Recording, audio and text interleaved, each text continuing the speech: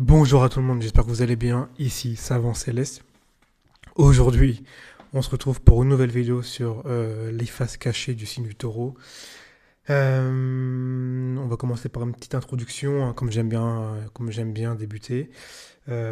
Souvent, le taureau est perçu comme quelqu'un de calme, de stable, de serein, de tranquille. Et très souvent, c'est le cas en fait, hein. C'est-à-dire que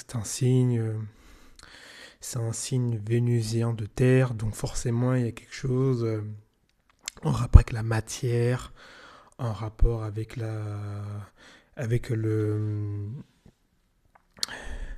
toucher, euh, en rapport avec, il y a quelque chose de lourd, hein. Vous voyez, Vénus et de la Terre, ça donne quelque chose de dense, de lourd, hein. Pourquoi? Parce que Vénus est naturellement un astre qui est passif, donc naturellement un astre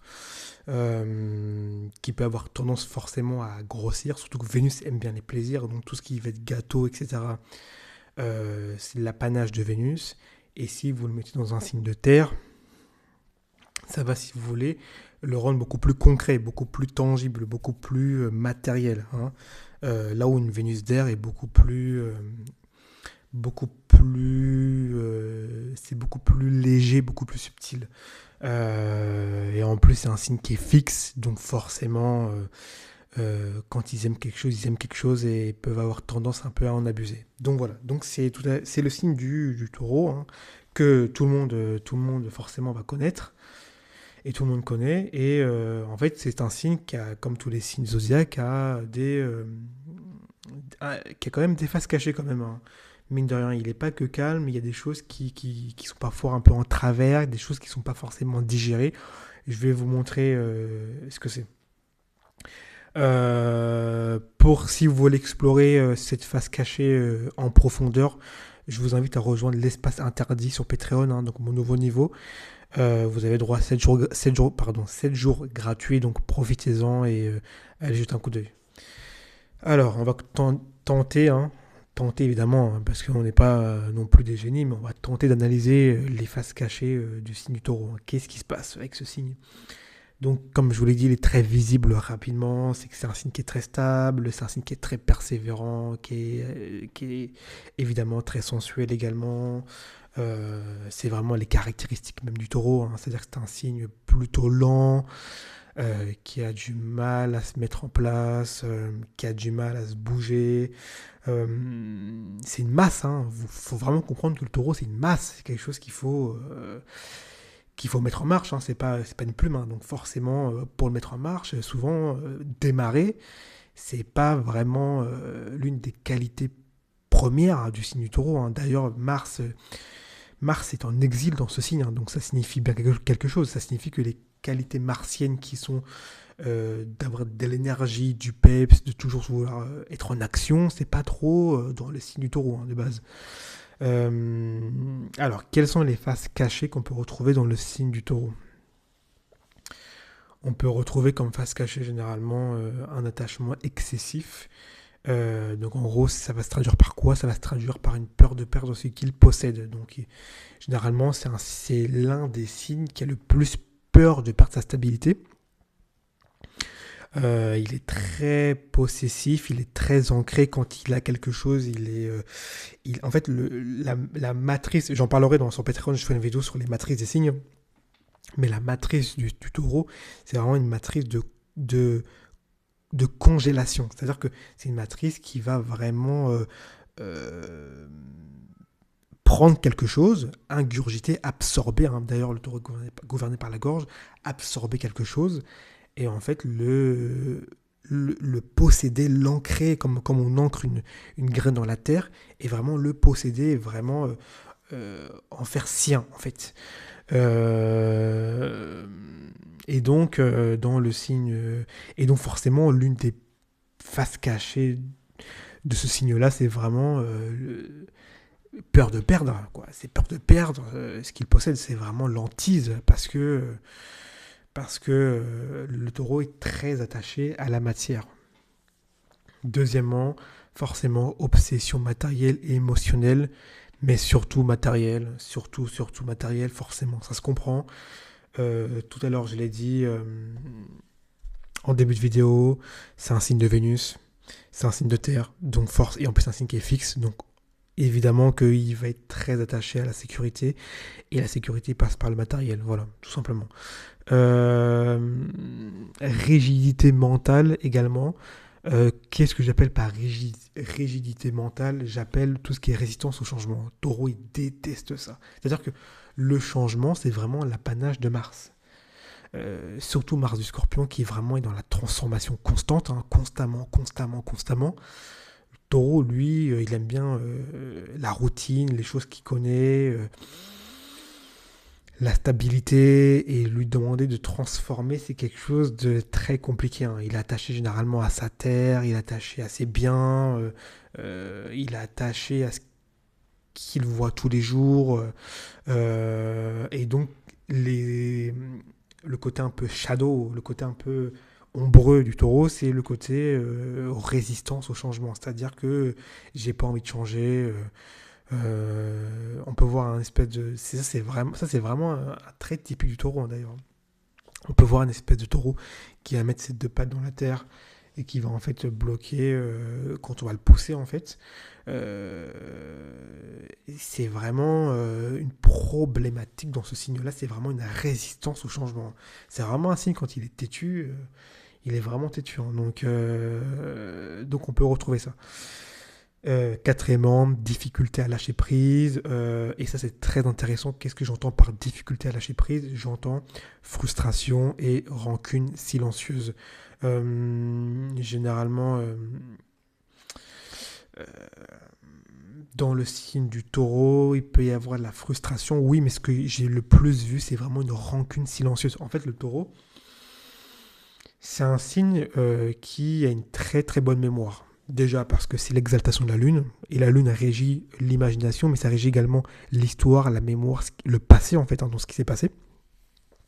C'est un signe de terre fixe, donc forcément ça va directement faire corps. En gros, pour vous faire simple, un taureau, quand vous allez lui faire quelque chose, il va généralement le retenir, et il va le retenir d'une force que ça va vraiment faire partie de la matière en fait, de son corps en fait.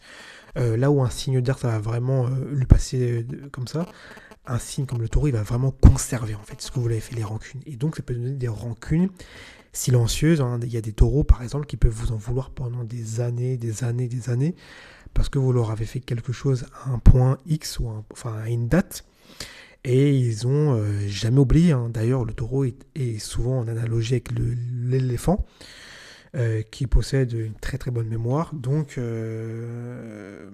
en plus, il a beaucoup de qualités en rapport avec le taureau, le signe taureau de base. Mais voilà, donc le taureau est réputé pour avoir une rancune qui est quand même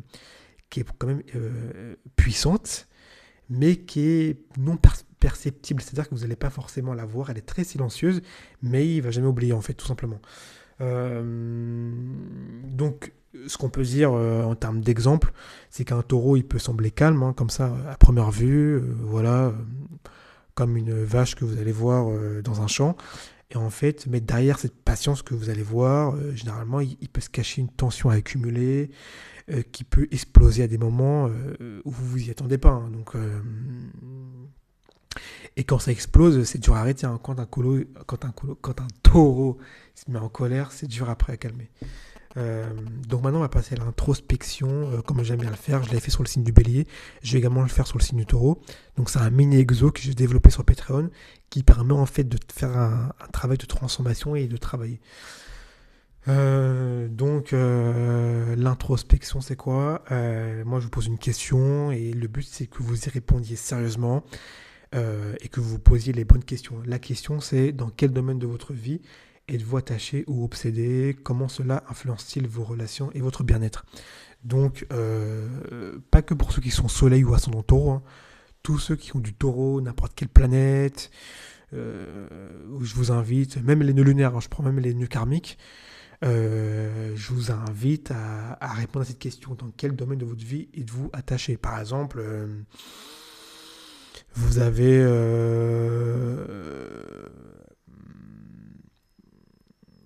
une lune en taureau, vous êtes beaucoup trop attaché. Lune taureau, généralement, c'est des personnes qui ont du mal à déménager. C'est des personnes qui ont du mal à changer de foyer, qui ont du mal quitter le foyer où ils ont grandi. C'est très dur pour eux, ils ont besoin de rester proche de là où ils ont grandi en fait, hein. Là où la lune en Gémeaux est très très mobile, eux pour le coup c'est très compliqué. Donc pour le coup, le domaine pour lequel eux ils sont trop attachés, ce sera par exemple en lien avec la lune. Donc par exemple le foyer, potentiellement la mer, potentiellement la nourriture. Donc il faut voir également la lune, de quelle maison émettre la lune. Euh, Ce qui permettra en fait de développer et de comprendre quels sont les axes améliorés.